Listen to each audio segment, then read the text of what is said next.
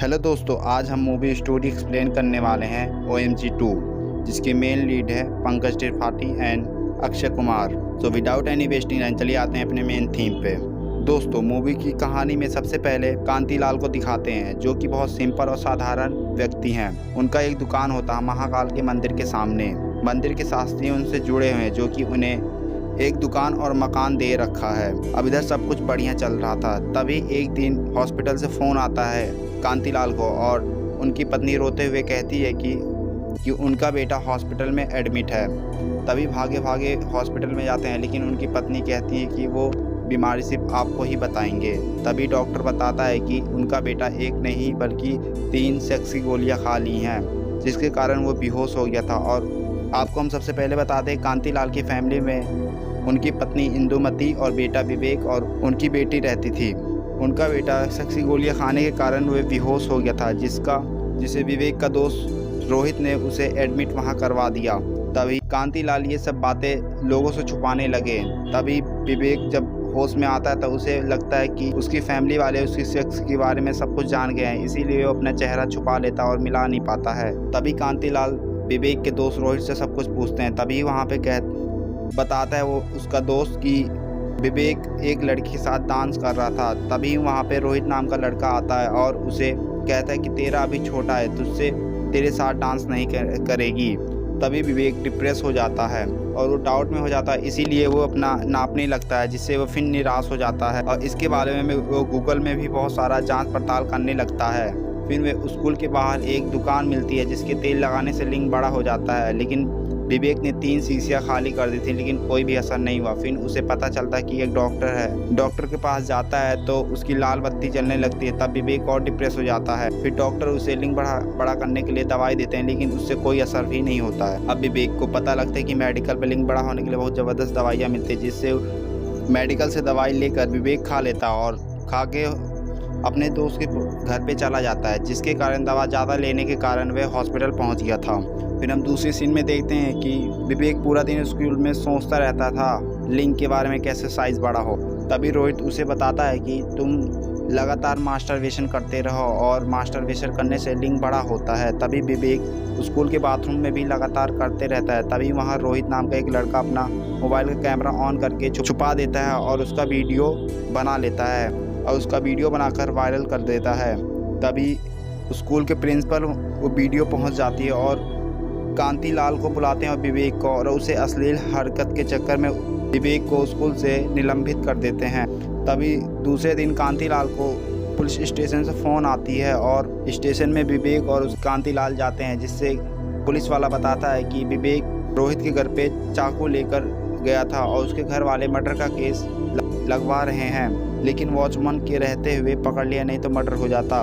तभी कांतिलाल अपने बेटे विवेक को जोर से थप्पड़ मारते हैं और वहीं पे मैटर सब सुलटा देते हैं। तभी कांतिलाल अपने बेटे के लिए प्रार्थना करते हैं शिव जी से। तभी शिवगण के रूप में यानी कि अक्षय कुमार वहां आते हैं और उनके ऊपर जल छिड़ककर आगे निकल जाते हैं। अब कांतिलाल गली मोहल्ले में उनकी बहुत बदनामी हो गई थी, इसीलिए वे अपने मौसी के घर जा रहे थे विवेक के। लेकिन उसी दिन विवेक फ्रस्ट्रेशन से शीशी का जहर पी लिया था, लेकिन भगवान शिव यानी अक्षय कुमार वहां बचा लेते हैं। शिव अपने आप से जहर पी लेते हैं। तभी स्टेशन जाते हुए विवेक वहां नहीं मिलता है। तभी शिव बताते हैं कि तुम्हारा बेटा उस साइड गया है, लेकिन वहां जाते हैं तो पता लगता है कि विवेक सुसाइड करने वाला था। जैसी ट्रेन आ रही थी तैसे शिवगण के रूप में अक्षय कुमार उसे बचा लेते हैं। तभी अक्षय कुमार बोलते हैं कि तुम्हारा बेटा तभी सुधरेगा जब उसे लगता है कि उसने कोई गलत काम नहीं किया है। तभी वो स्टेशन से घर चले जाते हैं और मेडिकल और डॉक्टर और सभी के पास फ़ोन कर नोटिस भिजवा देते हैं कि अगर वो केस जीत गया तो तुम लोगों की खैर नहीं। तभी वो केस लड़ने के लिए कोर्ट जाता और वहाँ पे बहुत फ़नी सा सीन हो रहा था, जो कि सारे वकील ढीले ढाले थे। ये सीन देखने लायक होता है। वहाँ पे फिर एक एंट्री होती है कामनी की, जिसका रोल यमी गौतम कर रही हैं। कामनी विवेक के स्कूल की ओर से डिफेंड कर रही थी और स्कूल के प्रिंसिपल उसके फादर इन लॉ थे। कामनी बहुत ही होशियार और काबिल वकील थी। पहले दिन कांतिलाल की वकील की छुट्टी कर देती है। फिर कांतिलाल वकील चले जाते हैं और कांतिलाल जज से अगले दिन का तारीख मांगते हैं। घर जाकर कांतिलाल को कुछ सूझता नहीं है। फिर उसे घर के बाहर कोई किताब रख दिया था, जो कि सेक्स एजुकेशन के बारे में था। फिर वो पढ़ता है और और खुद केस लड़ने की तैयारी कर रहा था। फिर अगले दिन जाता है, जो कि यहाँ बहुत फनी वाला सीन होता है। कांतिलाल को जो कि इंग्लिश समझ में नहीं आ रही थी और सब हार मार कर सभी वकीलों ने हिंदी में बात करने का तय किया। जाते ही पहले जज की बहुत इम्प्रेस किया इमोशनल बातें करके, और फिर कहता है कि जज की सेक्स एजुकेशन बहुत पहले से चली आ रही थी, लेकिन बच्चों को जानबूझ के पढ़ाया नहीं जाता है, इसीलिए उसके बेटे विवेक का यही हाल हुआ है। और इस बार पलड़ा कांतिलाल की ओर ज़्यादा पड़ता है और ये केस दर्ज कर लेते हैं। फिर अगले दिन जाते हैं, जो कि कांतिलाल पेड़ के नीचे जाते हैं और शिव भगवान वहाँ बैठे होते हैं और कहते हैं कि वही बात बोलो जो दुनिया और हम सबको अच्छा लगे। कांतिलाल समझ जाता और अगले दिन कोर्ट में जाते ही कामनी विवेक को बुला लेती है और उससे इमोशनल सा सवाल पूछती है और कहती है कि जो तुमने किया वो कोई गलत काम नहीं है, इसका जवाब दो। लेकिन कुछ न बोलते हुए कटघरे से सिर नीचे करके वो चला जाता है और इस बार पलड़ा कामनी की ओर ज़्यादा पड़ता है। फिर वो जाते जाते कांतिलाल से कहती है कि अगले दिन बेटी और तुम्हारी पत्नी को भी बुलाऊंगी, इसलिए तुम अपना केस वापस ले लो, वरना। तब अगले दिन कांतिलाल की बेटी आती है और उससे विवेक का वीडियो दिखाती है और कहती है कि इससे तुम्हें क्या लगता, क्या सही किया या गलत। तब कांतिलाल की बेटी हंसते हुए और स्पष्ट हिंदी में जवाब देती है, जिससे कामनी की बोलती वहीं बंद हो जाती है। फिर अगले दिन उसकी पत्नी इंदुमती को बुलाते हैं और कामनी पूछती है कि कांतिलाल और तुम्हारे बीच में फर्स्ट नाइट को क्या हुआ था। तब हंसते हुए उसकी पत्नी इस पर जवाब में देती है और उसकी बोलती वहीं फिर बंद हो जाती है। अब फिर इधर उन दोनों की बारी थी, उन लोगों की बारी थी जिन्होंने विवेक को झूठा दवाई और झूठे इलाज के बारे में बताया था। सबका जांच पड़ताल निकाला गया तो पता लगा कि सारे मशीनें झूठे थी और सबका जांच करने पर सबका पता चला ये सारी मशीन और दवाइयाँ सब नकली हैं और फर्जी हैं। अब ये केस बहुत पॉपुलर हो रहा था।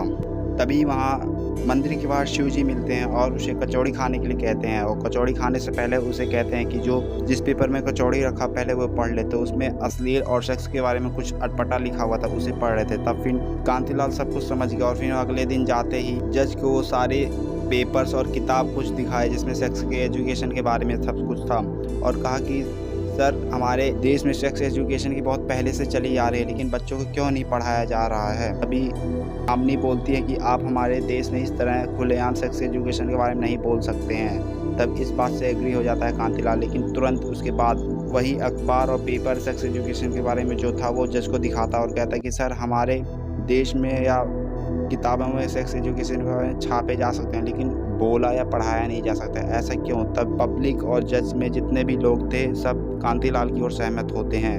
फिर ये केस बहुत पॉपुलर हो जाता है सोशल मीडिया अकाउंट पे। फिर कांतिलाल को पुलिस स्टेशन से फ़ोन आता है और उन्हें आता है कि तुम्हारे खिलाफ कुल 108 केस हो चुके हैं। कई सारे केस तो इंडिया के, लेकिन कई सारे केस आउट ऑफ स्टेट है, जो कि आउट ऑफ स्टेट जाना होगा और तुम्हें ये केस यहीं पे खारिज करना होगा और तुम अपने बेटे विवेक के लिए केस नहीं जीत पाओगे, इसलिए केस आपको यहीं पे रफा दफा करना होगा। तभी फिर एक फ़ोन आता और फिर वो कामनी के ऑफिस की ओर जाते हैं, जहाँ पे कामनी और उससे कुछ क्लाइंट, और यहाँ कामनी और प्रिंसिपल 1 करोड़ का चेक देते हैं और कहते हैं कि तुम अपना केस वापस कर लो। अब कांतिलाल के पास ऑप्शन कोई नहीं था, इसलिए केस पे साइन कर देता है और चला जाता है। लेकिन रास्ते में जाते ही उसका एक्सीडेंट हो जाता है और एक्सीडेंट में ही डॉक्टर ने मरा हुआ घोषित कर दिया था। लेकिन बाद में पता चलता है शिव यानी कि अक्षय कुमार उसे अपने शक्तियों से बचा लेते हैं और उसे शिव भगवान उसके पीठ पीछे क्या हुआ सब कुछ बताते हैं। फिर कांतिलाल के रिक्वेस्ट पे शिव जी अपना असली अवतार दिखा देते हैं और कहते हैं कि तुम किसी से बताना नहीं। कांतिलाल को सब जिंदा देख कर हैरान हो जाते थे, क्योंकि डॉक्टर ने उन्हें मरा हुआ घोषित कर दिया था। तभी अक्षय यानी कि शिव कहते तुम केस लड़ो, मैं तुम्हारे साथ हूँ, और इस बार केस लड़ने के लिए उसे कार से खुद छोड़ने जा रहे थे और 1 करोड़ का चेक उसे वापस कर और वकील से केस लड़ने के लिए कहा। तभी वहाँ दोनों वकील अपना क्लोजिंग स्टेटमेंट दे रहे थे। तभी कामनी कहते हैं कि कांतिलाल का बेटा विवेक अभी तक नहीं आया, इसलिए अपनी हरकतों से वह भी शर्मिंदा है। तब थोड़ी देर बाद देखते हैं कि विवेक वहाँ पे आ जाता है और कहता है कि हाँ, मैंने जो काम किया वो गलत नहीं, लेकिन जहाँ मैंने काम किया था वो गलत जगह थे और हमें सेक्स एजुकेशन के बारे में नॉलेज होनी चाहिए और हमें स्कूलों में पढ़ाया जाना चाहिए कि बैड टच क्या है और गुड टच क्या है। तभी इस बात से पब्लिक सहमत हो जाती है और वहाँ के लोग भी सहमत हो जाते हैं। फिर केस में जितने पैसे खर्च आए हुए पब्लिक कुछ पैसा देती है, फिर उसका कंपनसेशन लगाकर मंदिरों में जमा कर देते थे कांतिलाल। ये केस कांतिलाल जीत जाता है। फिर कांतिलाल शिव से अपने परिवार से मिलाता है बिना बताए कि वे भगवान शिव हैं। तभी ये मूवी यहीं पे ख़त्म हो जाती है।